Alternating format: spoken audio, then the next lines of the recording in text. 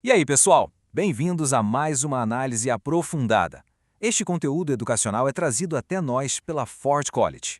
Hoje, o nosso objetivo é literalmente abrir o capô e desconstruir a máquina que faz a governança descentralizada funcionar.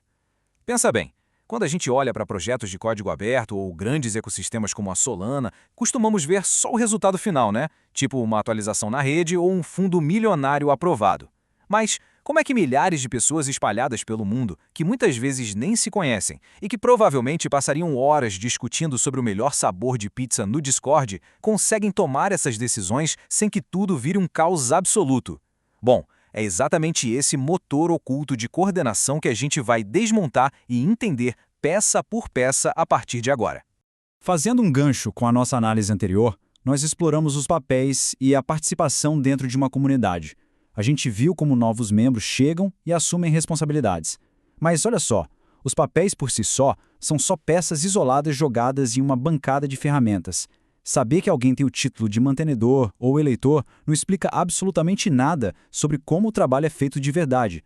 A coordenação, por outro lado, é como se fosse a planta baixa, o esquema elétrico que conecta todas essas peças isoladas para produzir um resultado real. Sem esse projeto de coordenação, o que sobra é só um grupo de pessoas com títulos chiques, mas sem nenhuma capacidade de fazer a máquina andar para frente. Certo, vamos mergulhar nisso. O nosso roteiro de hoje vai cobrir a coreografia das decisões, os 3 padrões de coordenação, os sinais de decisão na prática, os ciclos de feedback e escalonamento, alguns exemplos reais e, para fechar, os próximos passos na governança. Parte 1. A coreografia das decisões. Então, o que realmente significa coordenação aqui? No fundo, é uma coreografia muito cuidadosa de ação coletiva. Em ecossistemas complexos, tipo a Solana, essa ação não acontece por acaso ou por mágica. Todo o processo mecânico confiável precisa de etapas super claras. A coisa toda começa com a iniciação da ideia, que é aquele gatilho inicial dizendo, opa, algo precisa ser feito. Depois, a gente entra na deliberação do grupo, onde a ideia é refinada e amplamente debatida. E, por fim, chega a execução do trabalho, onde aquele consenso todo vira código mesclado, transações na blockchain ou mudanças nas regras. Tratar essas etapas como um motor industrial rigoroso ajuda a gente a identificar exatamente onde as engrenagens de um projeto podem estar enferrujadas ou travando. Parte 2. Os 3 padrões de coordenação. Assim como a gente tem motores diferentes para veículos diferentes, existem 3 tipos bem distintos de maquinário de coordenação rodando nessas comunidades. E detalhe, nenhuma usa só um. O primeiro é o motor de grande porte, o fluxo orientado por proposta. Ele é acionado para mudanças sistêmicas de alto risco, sabe? E sempre começa com um documento formal e denso, como um RFC, uma solicitação de comentários, ou aquele post gigante filosófico no fórum. O foco absoluto aqui é previsibilidade e consentimento. É um processo intencionalmente burocrático e, confesso, arrastado. Pode até parecer frustrante ter que ler dezenas de páginas de debates, mas essa lentidão é uma funcionalidade, não um defeito. Ela garante que todas as vozes sejam ouvidas antes de uma mudança irreversível no protocolo.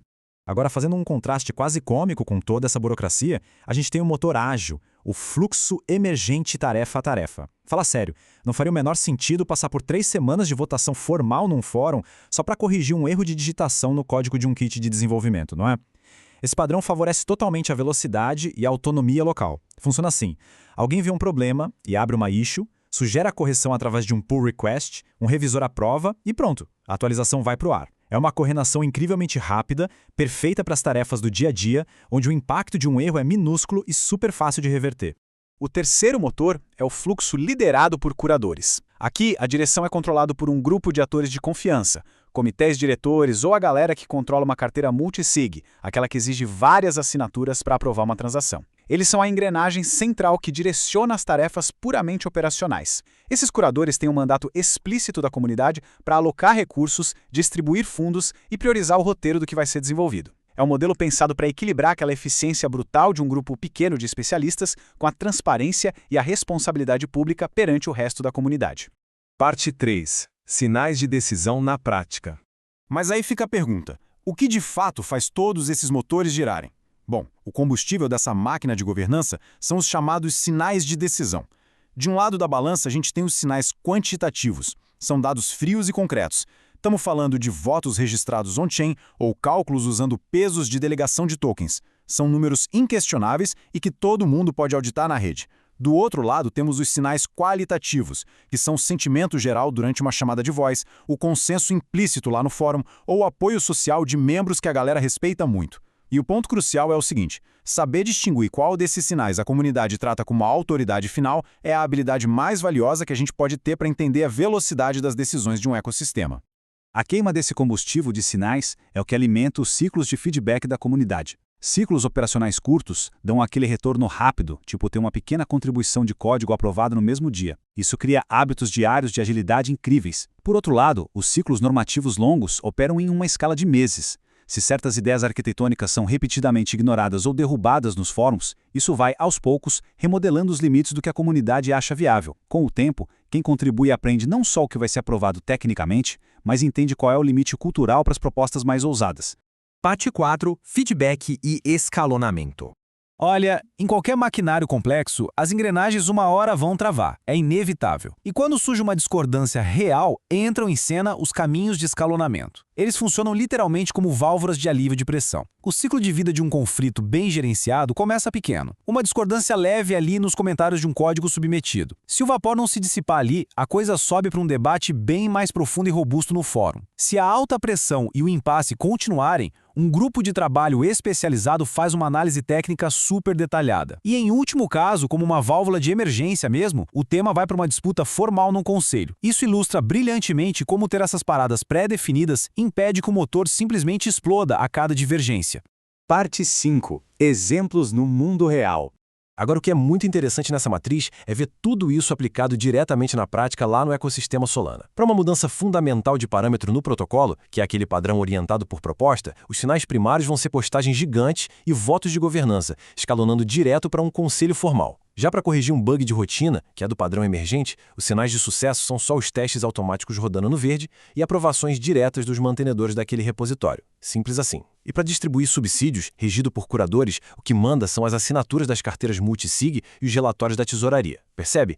Cada problema tem a sua própria linha de montagem específica. Com essa matriz em mente, a gente pode fazer um exercício mental muito prático na hora de observar fóruns e repositórios Web3 por aí. Passo 1. Identifique o artefato inicial. O que deu pontapé na ação? Foi um documento formal arrastado ou a abertura de uma issue rápida e ágil? Passo 2. Catalogue os sinais visíveis. O que a comunidade está usando de verdade para mostrar que concorda com a mudança? E o passo 3. Trace o nó de escalonamento. Se tudo der catastroficamente errado amanhã, quem é que tem o poder da decisão final? Responder essas 3 perguntas revela, na hora, a estrutura de poder oculta de qualquer projeto descentralizado. Parte 6. Próximos passos na governança.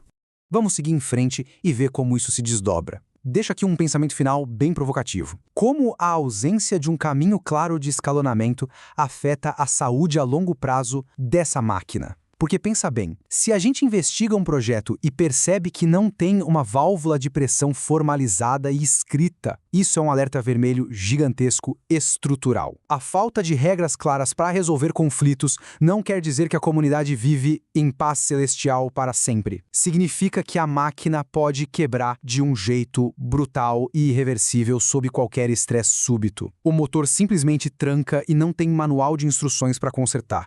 Entender essa mecânica rigorosa por trás das engrenagens comunitárias é absolutamente crucial.